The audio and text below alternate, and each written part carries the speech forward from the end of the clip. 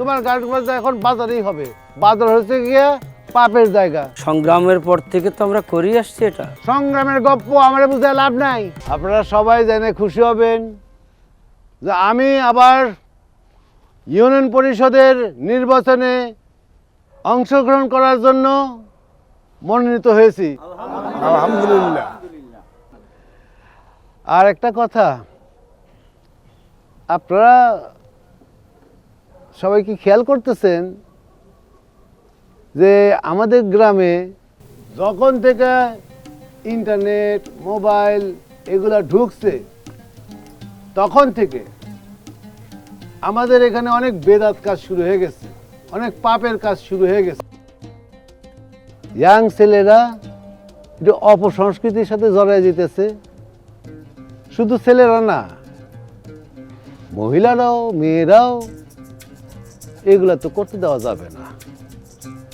আমি যদি এবার পাশ করি তাহলে আমি এই সব বেদাত কাজ বন্ধ করে দেবো। ঠিক কিনা বলেন? এই যে আপনারা বাজারে যান না, কিছু দেখেন না, বেগানা মেয়েরা পর্দা টর্দা নাই, বাজারে আনাগোনা করে, ঘোরাঘুরি করে। আমি যদি এবার চেয়ারম্যানে পাশ করি তাহলে এই সব বেদাত কাজ আমি সব বন্ধ করে দেবো। করে দেওয়া উচিত কিনা? উচিত না? আমাদের মা বোনদের আমি চাই না যে তারা বাজার সদাই করুক, রাস্তাঘাটে বের হোক।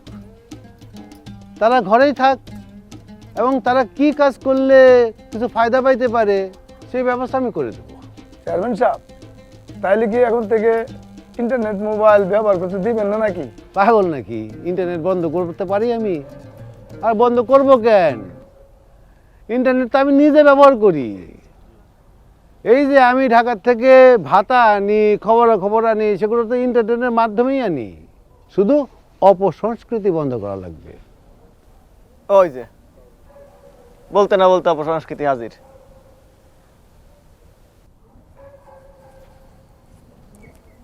চেয়ারম্যান সাহেব, বেয়াদবি মাফ করবেন, আমার একটা আর্জি।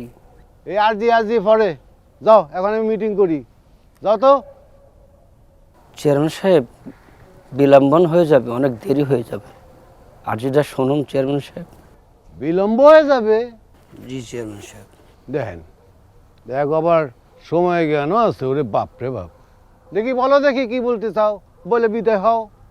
ওই যে বটতলায় যে বাৎসরিক অনুষ্ঠানটা, এই অনুষ্ঠানটাতে পূর্ণিমার উদ্দেশ্যে অনুষ্ঠান। না না না না না না, ওইসব কিছু করা যাবে না। ওই বটতলায় কোনো গান বাজনা করা যাবে না।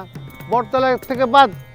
এখন যাও ওই বাজারে, বাজারে যত রকমের ওই গুনাহার কাজ হয় সেই কাজগুলো তোমরা ওখানে গিয়ে করো। তোমার গান বাজনা এখন বাজারেই হবে। বাজার হচ্ছে গিয়ে পাপের জায়গা। তোমাদের গান ওইখানেই ভালো লাগবে। চেয়ারম্যান সাহেব, কি বলছেন আপনি? সংগ্রামের পর থেকে তো আমরা করে আসছি এটা। এই সংগ্রামের গপ্প আমার বুঝে লাভ নাই। আমি তখন শিশু ছিলাম। আচ্ছা ভালো কথা, এই ঢাকার থেকে যদি আমরা একটা কাওয়ালি টিম নিয়ে আসি, কাওয়ালি শুনি কেমন লাগবে? হ্যাঁ, তাই করবো। চেয়ারম্যান সাহেব, আমরা তো রেডি হয়ে আছি। আচ্ছা, চেয়ারম্যান সাহেব কি বললো কানে যায় নাই আপনার? তৈয়ারি বন্ধ করেন। আবার দাঁড়া রয়েছে, যায় না কেন? যান।